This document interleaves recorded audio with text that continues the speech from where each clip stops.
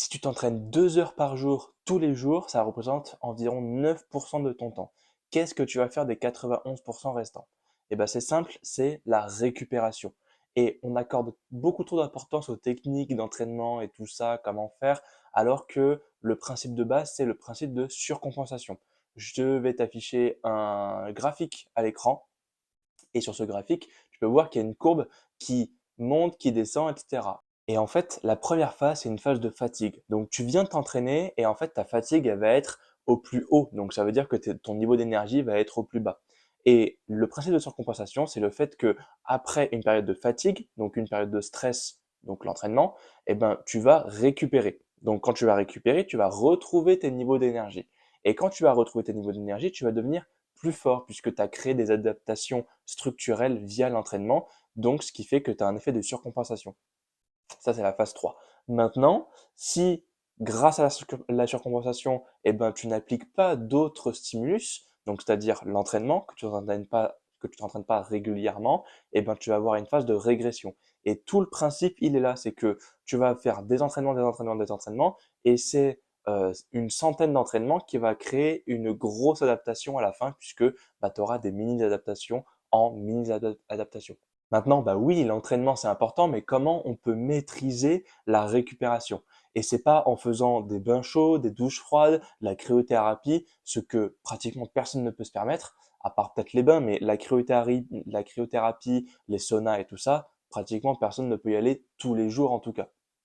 Et donc il y a vraiment 4 facteurs essentiels qui vont faire que tu vas récupérer de manière optimale. Le premier, c'est l'hydratation minimum 3 litres d'eau par jour.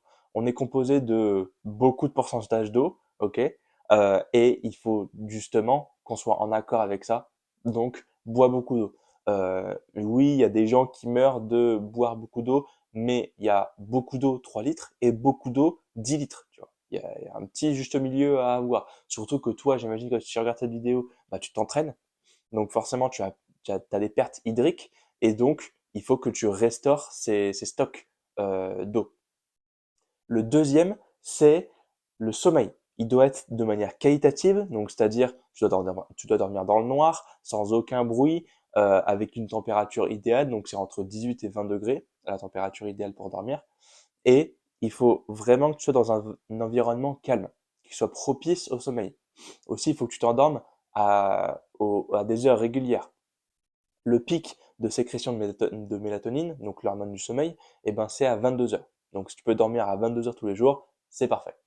Maintenant, là, on a parlé de qualité, mais il y a aussi la quantité qui est souvent abordée, minimum 8 heures par jour, donc ça dépend des gens, hein. Il y en a, c'est pas qu'ils préfèrent, c'est que dans leur horloge biologique, ils sont programmés pour dormir 6 heures. Et il y en a, dans leur horloge biologique, ils sont programmés pour dormir peut-être 10 heures dans la journée. Et c'est comme ça. Mais entre 7 heures et 9 heures, ça représente environ 90-95% de la population. Le troisième facteur, ça va être aussi la nutrition. La nutrition, il faut l'adapter à tes besoins, donc calculer tes calories, tes macronutriments, tes micronutriments, que tu aies tous tes apports journaliers bah, dans ta journée pour que tu puisses récupérer un maximum, ok? Et c'est pas en prenant des BCA pour récupérer mieux ou du collagène ou quoi que tu vas exploser en termes de performance. Non, non, faut maîtriser les bases d'abord. Une fois que tu as les bases et que ça suffit plus, là, tu peux commencer à te complémenter ou à faire d'autres techniques d'intensification en musculation, des techniques plus avancées en récupération. Mais si t'as pas maîtrisé les 4 aspects que je vais te dire là, eh ben ça sert à rien. Donc la nutrition, c'est adapté à tes besoins et à tes préférences aussi. Ce qui est optimal n'est pas forcément bon pour toi. Par exemple, je sais pas moi, la crème de riz, c'est super intéressant comme complément. Là, j'en ai pris un pot tout à l'heure pour tester. C'est super intéressant parce que c'est digestion rapide, tout ça. Mais si tu n'aimes pas ça, tu vas pas le tenir sur le long terme. Ce qui fait que ça va pas être optimal pour toi. Donc peut-être que toi, ce qui est optimal, c'est la poudre d'avoine, peut-être. Peut-être parce que tu adores ça. Mais c'est moins optimal que la crème de riz. Tu vois. Mais voilà, tu en fais ce que tu veux de cette information. Et tu as aussi l'environnement de vie. Donc ton hygiène de vie en général, si tu marches souvent, ça te permet de récupérer. Si tu as une hygiène de vie stressante, donc que tu as un taf qui te stresse, que je sais pas, quand tu rentres chez toi, tu vois ta femme, et ben t'as pas envie voilà, tu as envie de te détendre, quoi, tout simplement, et elle te gueule dessus. Ça, c'est un stress en plus. Imaginons que tes entraînements, bah, tu fais 14 entraînements par semaine. Ça, c'est un stress aussi à prendre en compte, tu vois. Donc, la récupération, il faut qu'elle soit en fonction. Et tout ça pour te dire que l'entraînement, on le sacralise trop. L'entraînement, ça représente très peu de ton entraînement. L'entraînement, ça représente très peu de ta journée, même si c'est euh, très impactant. Parce que si tu t'entraînes pas, bah forcément, tu n'auras pas d'adaptation. Donc, même si tu as une récupération optimale, si tu t'entraînes pas, ça sert à rien.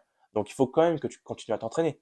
Mais en utilisant les bases, ok, t'as pas besoin de chercher des exos farfelus sur Internet ou quoi. La base, c'est développé couché, squat, soulevé de terre, jambes tendues si tu veux prendre de la masse, soulevé de terre traditionnel si tu veux prendre de la force.